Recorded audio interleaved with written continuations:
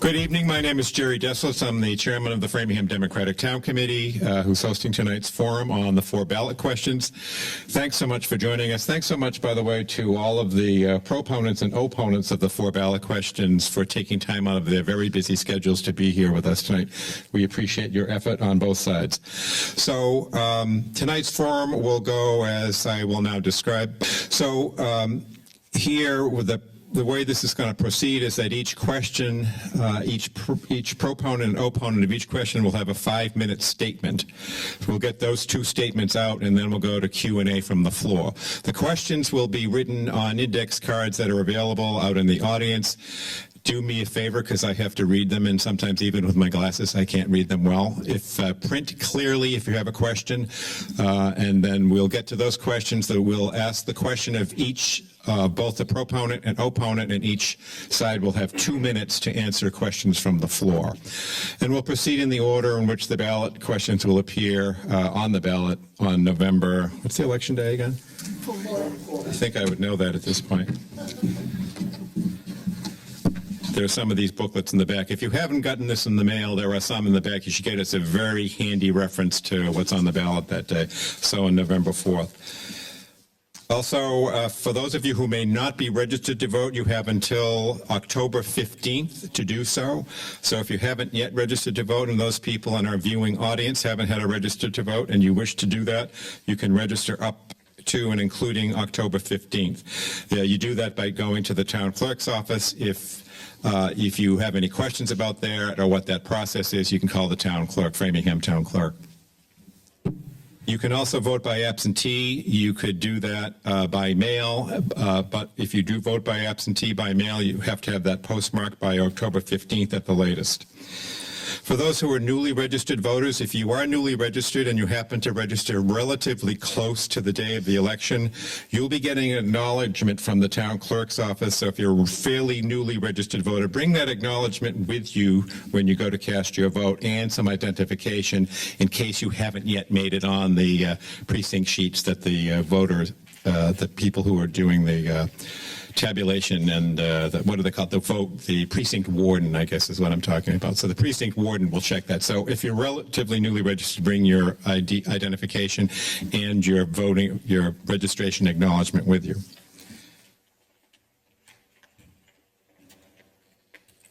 And if you have questions, finally, you can call 1-800-462-VOTE. That's on the Secretary of State's office, 1-800-462-VOTE. So we'll go and start now with the questions. We'll go first to question 1 relative to the state gas tax, and we'll hear from the proponent of question 1 first. And could you just state your name for the record? Should do that. My name is Jeff Bailey, serving tonight as a spokesperson for the Yes on 1, which is to repeal the indexing of the gas tax to inflation. As I begin looking at this, I don't want to, I'm sure that many of you are informed as to how we got here.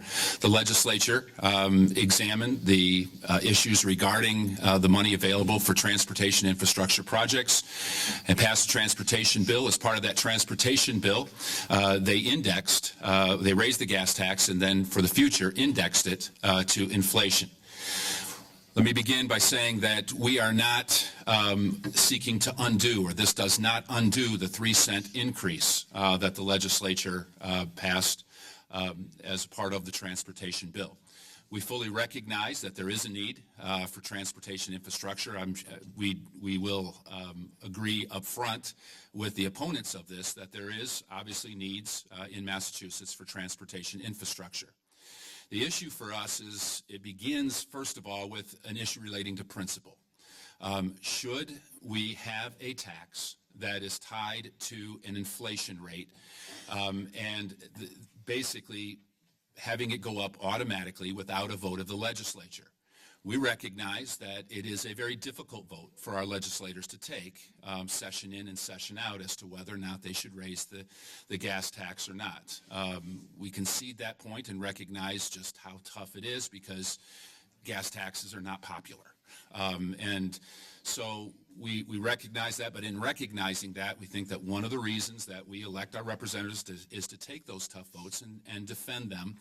And I believe firmly that if they make the case for a tax increase, that I think the general populace, especially here in Massachusetts, would be supportive of it if they can make the case for it. And even more than 3 cents, they could have probably made that case if they had chosen to do so. But they did not choose to do so, and they tied it to inflation. Once an automatic gas tax is put in, there will never be another vote that needs to be taken. We feel that that is fundamentally wrong. We refer to it historically as taxation without representation. Believe that it fundamentally undermines the system of representative democracy that has served us so well. We're not questioning anyone's patriotism as we say that, but rather recognizing that this is that having this go up without any kind of redress other than the legislature itself doing away with the indexing on their own, which they've already demonstrated they don't have the desire to do, puts us in a place where it is actually taxation without representation. Beyond that, we would say that this tax is a regressive tax. Gas taxes are always regressive. They fall on those who are least able to have the cars that or the vehicles that are most gas efficient. Electric cars, very expensive, and so it is the middle class and those who are poorer who this falls on the heaviest, and so we're opposed to that as well. This gas tax also drives itself, because gasoline is part of the CPI, and most of the consumer goods that are tied to CPI are tied directly to gasoline. So as the gasoline costs increase, so will all the costs of those goods increase. As they increase, the gas tax will increase with it, and it becomes a driver of itself. And that is fundamentally different than any other tax that we have here in the Commonwealth at this time. So we pose it on those grounds. The Commonwealth of Massachusetts spends $675 million a year on roads, bridges, maintenance. The national average is about a little over $162 million. Now, we recognize that Massachusetts is a harsher climate. We also recognize that our roads are probably heavier traveled than some roads in New Hampshire that they're maintained. So there are things that contribute to that cost. But I don't believe, and we don't believe, that that amount is inadequate. We believe that that can be done if it is spent wisely. In 2008, the legislature bonded $3 billion for a bridge project that will expire in 2016. We see no reason why a bonding to continue developing our roads and bridges can't be done at that time. And so those are our basic reasons as to why we are opposed to this tax and would urge a yes on one. Mr. Bailey, thank you. Ms. Wayand? Sure. So I am here tonight to discuss our opposition to question 1 and the grave public safety threat that it poses to all of us here in Massachusetts. My name is Lizzie Wyant. I'm the Advocacy Director of Transportation for Massachusetts. We are a statewide transportation advocacy coalition that is one of the members of the Committee for Safer Roads and Bridges. That is one of the most diverse coalitions I have ever worked on. It includes business leaders, public health officials, and others that are all committed to defeating question 1. Question 1 is a ballot initiative that would put $1 billion of repair funds at risk by eliminating gas tax indexing. According to the Federal Highway Administration, we have real transportation needs here in Massachusetts. More than half of the bridges in the Commonwealth are either structurally deficient or functionally obsolete. We are home to over 5,000 bridges, which is a lot for a really small state. 27 of those bridges are already closed because they were deemed unsafe. One of them was here in Framingham and one close by in Natick. I'm sure it's affected your lives. 487 bridges in Massachusetts are considered structurally deficient, and over 2,000 are considered functionally obsolete. The top 10 most structurally deficient bridges in the Commonwealth carry more than 1 million passengers a day. So it's quite likely that of the top 10 most structurally deficient bridges in Massachusetts, you have yourself driven on them, or your kid's school bus has driven on them. We are home to the second worst bridges in the entire country.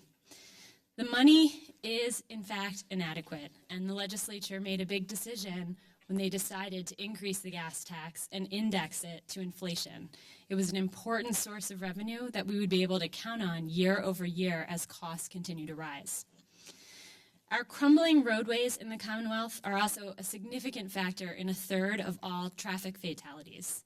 Motor vehicle crashes in Massachusetts cost us $6.3 billion a year in medical expenses and other costs.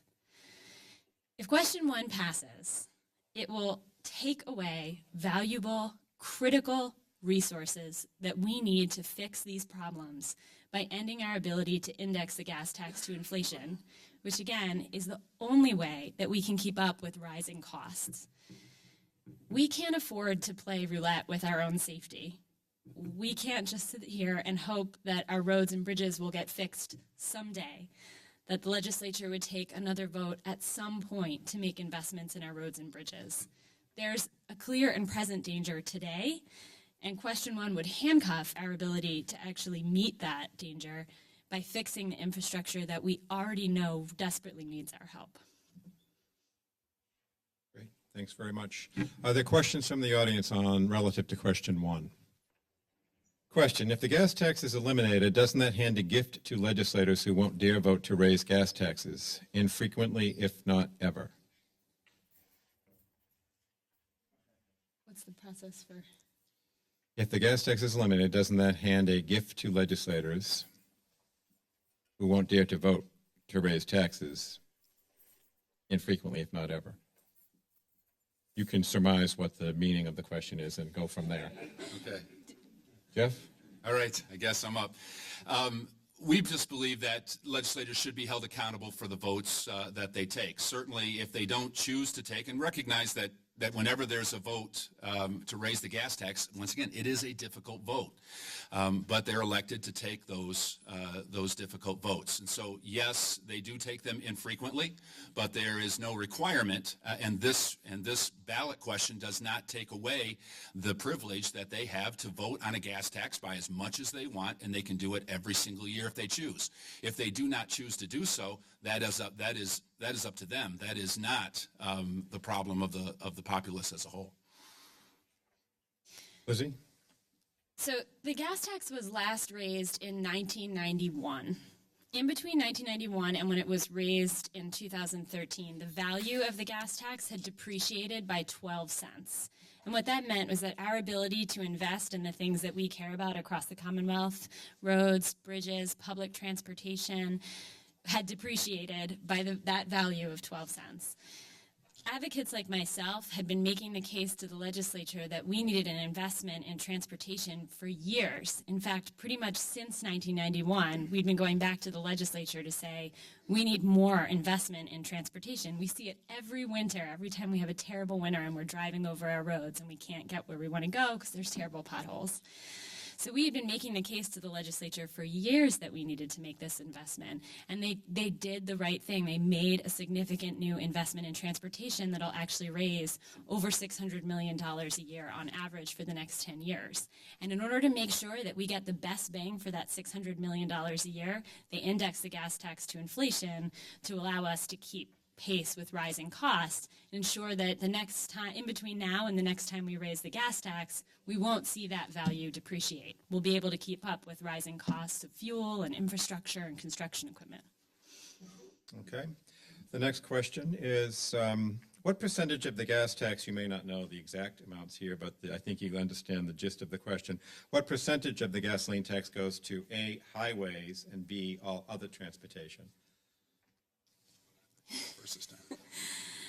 So the way that our gas tax money works in Massachusetts is it's not a specific percentage year over year.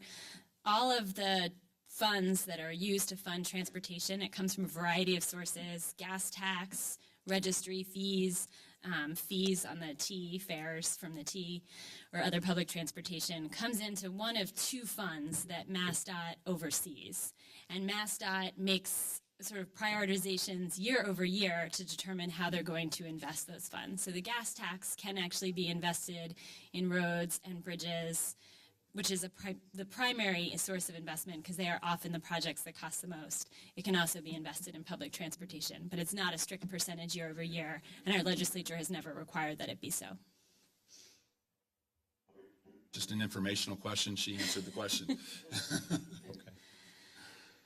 So the next question is, what is the average cost per household per year for this tax estimate, say, in 2015?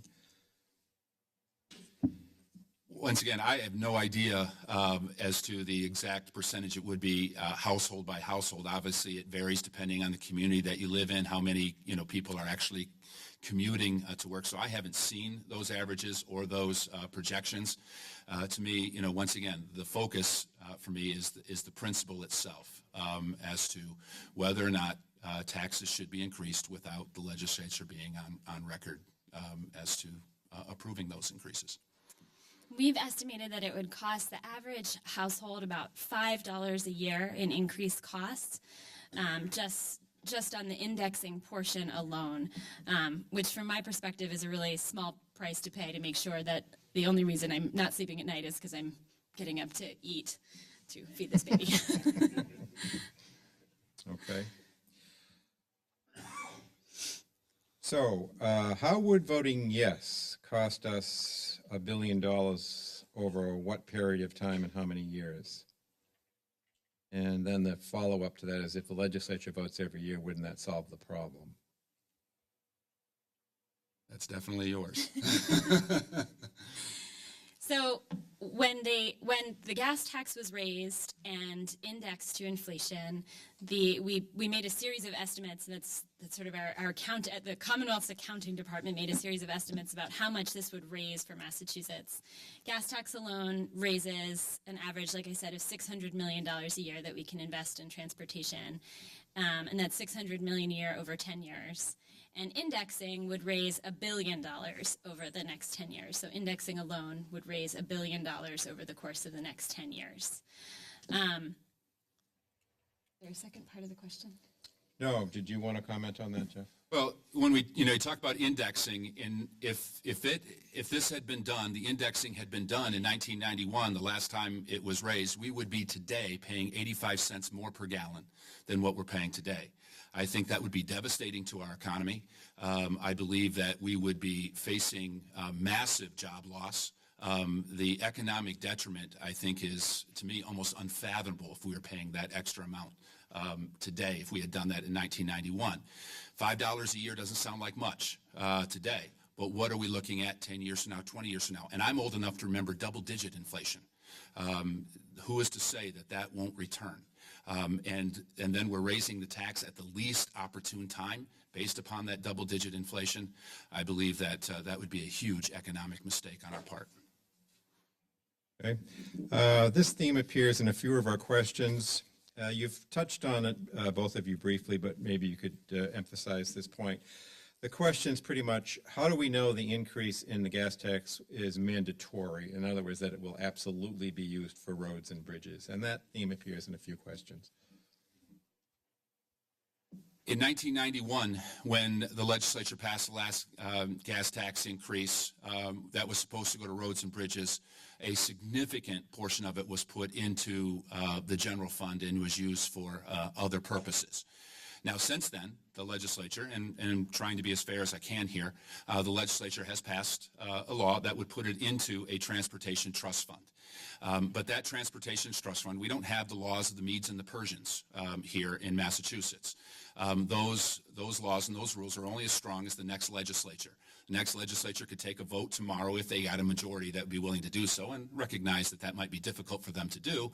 But nonetheless, they could do it, and they could overturn this, and they could use the money in any way that they see fit. This is not something that is going to be tied into the Constitution. Each legislature will make their own decision as to how this money is spent, and they could overturn it if they chose to.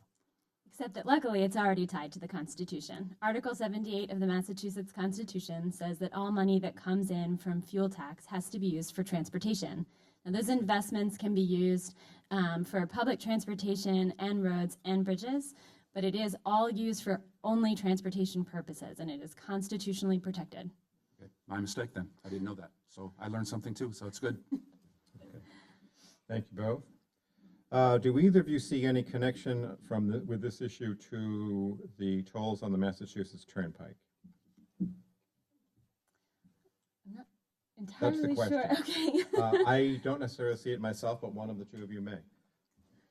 I think for us, the biggest issue is making sure that we have enough money to invest in our entire transportation system so that we can fix the critical problems that we have. So there are many different ways to raise money for transportation, and they're not on the table for debate right now. When the legislature was dealing with this issue at the end of last session, this was something that people were talking about a lot. I'm sure there were actually a lot of articles written in Metro West Daily News about it. From our perspective, I think we need to make sure that we, at the very least, protect what we won in that legislative fight and make sure that we're investing the money that we raised from gas tax and from gas tax indexing wisely to invest in the infrastructure needs that we have and to address our public safety concerns. Certainly can see that, tolls that come in from, from the various, places where we gather them, turnpike tolls primarily. As we gather those tolls, certainly that contributes to the overall income for transportation projects. But once again, our issue is not that we don't feel that there's a need to have resources to do these things. Our issue is, do we believe that we should undermine our representative democratic system in order to gain those things? I think that we can find a way to do that, and I think there are many ways that we can do that, and do that within the context of a legislature actually voting. I believe there's a better way to do it than just automatically having it go without the legislature being accountable for that. Okay. On that point, we have time, I think, for one more question, and it is on that point, and I think both of you have addressed it, but this is very emphatic. Why shouldn't our reps be held accountable on this issue? Well, it's easy for me. They should be held accountable for any vote that they take. Once again, I think that I don't hear any legislators getting any grief over the 3-cent raise. My own personal belief is they probably could have raised it higher and probably wouldn't have caught much grief over that, maybe a little. But overall, I think in my own view, and I'm not sure everybody who is with me on this repeal would agree with me, but I think the 3-cent was defensible. And I think maybe for me personally, even a little bit more would have been defensible, but not in an unaccountable way forever. And from our perspective, for about the last 20 years, those of us who do the kind of work that I do have been making the case to the legislature and to the public, who already knows it, that we need to make significant investments in our transportation system. And last year, the legislature made a significant investment in our transportation system by making sure that there would be enough money to address these public safety threats, to make sure that we aren't in a situation like we saw with the Minnesota bridge collapse, which was horrifying and I think is burned into most of our memories. And the fact of the matter is we have critical transportation needs now that require significant investments and need a dependable source of revenue year over year in order to address those needs, to make sure that we can open up those closed 27 bridges across Massachusetts. The legislature made a significant investment. It was the right decision, and it's our responsibility to make sure that we vote no on one and defend that. Ms. Wyatt, Mr. Bailey, thank you both so much for joining us tonight.